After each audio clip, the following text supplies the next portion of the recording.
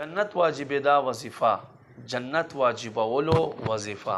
بسم الله الرحمن الرحیم نن په سوشل میډیا باندې ما کتونکو اوریدونکو یوه دا هم بیماری عامه شوې ده خلک وایي چې څوک د میلاد شریف راتګ نه مخکې څوک پیله ځل چاته مبارکبادي ورکړي په دغه سړي باندې جنت واجب شي څوک وایي د رمضان راتګ نه مخکې څوک چاته مبارکي ورکړي په ده باندې جنت واجب شي څوک وایي څوک چې د اختر راتګ نه مخکې په شروع کې چاته مبارکي ورکړي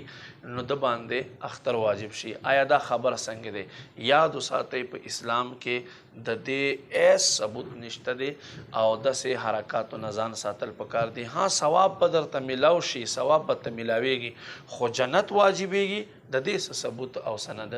نشته دی نو مهرباني وکئ داسې حرکاتو نه ځان ساتئ امید لرم ویډیو به مو خوښه شوي مخکې هم در سره شیر کړئ شکریه